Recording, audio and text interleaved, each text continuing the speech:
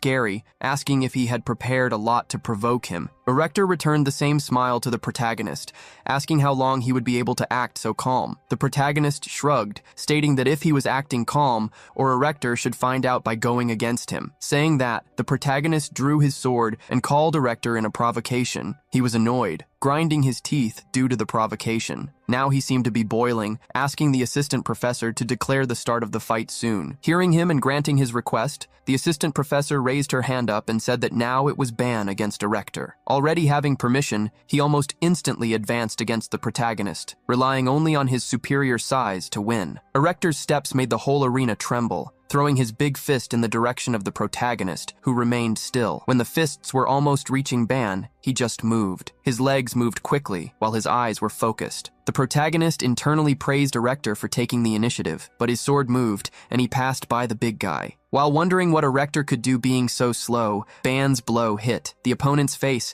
as if crushing a sheet of paper. With that blow, Ban knocked Erector down, taking the advantage in the battle for a few seconds. He thought that to face that stone, he knew it was more efficient to use the reverse method. The protagonist and the others met in the training room the day before his meeting with Ruchel. They all told the protagonist that before using a technique there were attempts and errors. Therefore, he learned that when facing a new opponent with a new attack, he should be able to use the technique. Only then could he say that he was mastering the reverse method. After the theoretical method, he would go to the practical one. The protagonist had a sword to try to block at least one of the blows. Dako, he trembled with fear. But he knew that she was teaching that method, so that Erector couldn't even touch him. The protagonist, upon executing the technique moments ago, felt that this was true. Unlike Dako, Erector was much worse, who managed to get up, still asking what had happened. However, before he could understand, another attack was given in his direction, and Erector fell to his knees. While the protagonist observed the effect transmitted by the technique the moment before his attack hit, the protagonist had infused his sword with a wave of energy. Thanks to that, Erector's hard stone body transmitted the energy as a wave, causing aggressive damage and leaving Erector furious. He even asked how Ban was hurting him. The protagonist, crouching down to stay at the same height as the big guy, apologized and told him to stop complaining. Looking into Erector's eyes, he said that if he didn't want to continue, they could stop there. Those words made Erector even more furious with the provocation of such an insignificant human. He got up and went full speed towards Ban,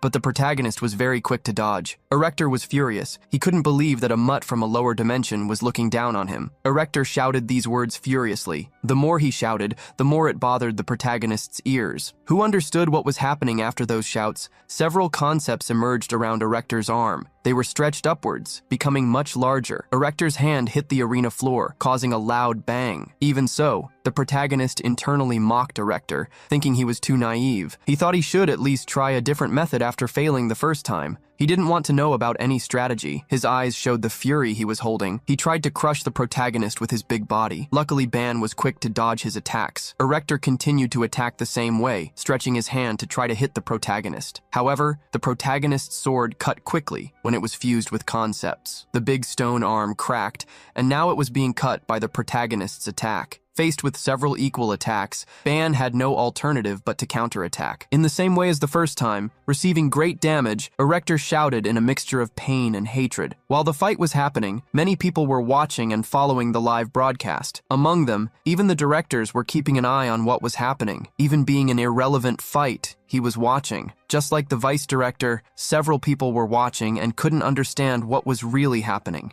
Light told the pink-haired young woman that everyone's reaction was expected. They didn't believe it even when they saw it with their own eyes. Now everyone had to accept that. Compared to when he appeared at the academy, the protagonist was times stronger, and that was undeniable. The students of Class 1, the same as Erector's, couldn't believe it, because their companion was being taken out at the very beginning of the fight. Now they were wondering if the abilities shown in the channel's video could be real. Even the substitute professor was fearful to see how easily Erector was defeated. He knew that a week ago, that boy was feeling weak, so much so that he asked for a week to train. The professor didn't know for sure what had happened to the protagonist in just a few days. While the professor dealt with the message he received from the professor's assembly, the protagonist thought about what to do. Erector was in front of him and couldn't move. For him, attacking someone who couldn't even make a move was something ridiculous. He stood for for a while looking at him, hoping that he would get up to continue the fight. While he was in that cheering, he heard the professor, who had already raised his arm, saying that the fight was over. The professor's announcement caught both of them by surprise. It was the decision of the observing professors of that match, and he declared the duel over. While the professor was speaking, Erector's eyes were full of hatred, since the professor was considering him incapable of continuing to fight. Even with Erector's revolt, the assistant professor warned that the duel would end at that instant. Even the protagonist trying to say something, the professor said that the objection of neither of them would be accepted. Ban still gritted his teeth when the assistant professor ordered him to leave the arena. Very upset, but having no other option, he left the arena grumbling. Drawing his sword, he was upset because he couldn't decide whether he would win or not. He was upset and frustrated, but at least he hadn't lost. The sadness in his friend's eyes was visible. As he was leaving the arena, sad, he heard Erector calling him an insect and asking him to wait a while. Even with the assistant professor saying that he was considered incapable, Erector didn't want to lose to someone like that insect. Looking Ban in the eyes, he wanted to end that humiliation once and for all, even going over the professor's word. With that in mind, he advanced on the protagonist first. That's when he made his arm all spiky, shouting at Ban about his intentions. The assistant professor was scared, shouting for Ban Yuan to dodge as soon as possible. He, however, smoothed his sword again, not willing to dodge. Even in front of Erector's furious eyes, he remained calm and still while the big guy shouted. He knew that the opponent had already been told to stop,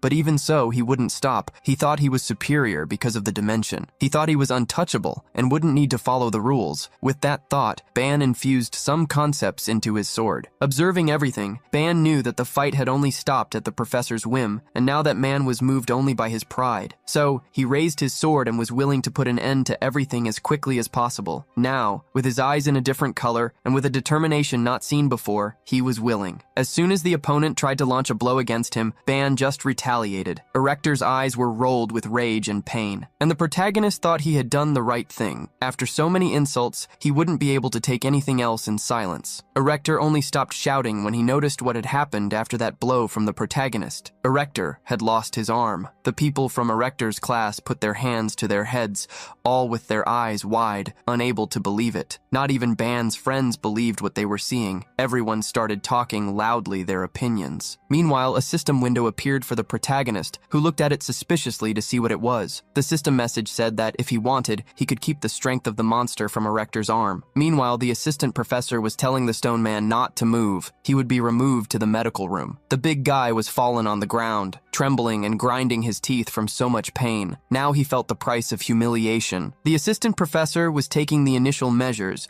while the protagonist looked to the side. Now the protagonist was getting a sermon from the assistant professor, who had already said it was just to dodge. The protagonist tried to explain himself, apologizing since the incident happened so fast, it was difficult for him to associate. The professor was indignant because the protagonist's excuse was silly. But while the professor was angry with the student, he received a notification that asked the professor to stop. The vice director would give him the answers he wanted. Then, the assistant professor showed the vice director's message to Ban. The message greeted him and warned him that the person speaking was the representative of the professors. He said that from that moment on, he would ask the questions and Ban should answer honestly. He wanted to know if he couldn't dodge. The professor's representative warned that their forces were so conflicting that even the professors decided to end the duel. Now, he demanded a response from him that could be accepted by everyone and insisted on knowing why he didn't dodge the attack. The protagonist just stared with a closed expression, without any response. The protagonist thought that, even having gained the ability, he had never reflected deeply on what the so-called spirit words were. Now, with the question that consumed him, he felt a terrible pressure beyond the screen and wondered who that person was. So, he asked the other person on the other side how they had guessed, since he didn't dodge the opponent's attack and instead counterattacked. He believed that a student who disrespected the authority of the professors and acted as he pleased deserved to face the consequences. The person on the other side wanted to know if he was saying that the professors were authority. The protagonist agreed and continued by saying that besides, in an official part where the rules should be strictly followed, this was necessary to prevent other students from disregarding the rules and trying sneak attacks. While exchanging the messages, the group of professors could hear everything that was happening. He continued by saying that if he had responded peacefully in in that situation,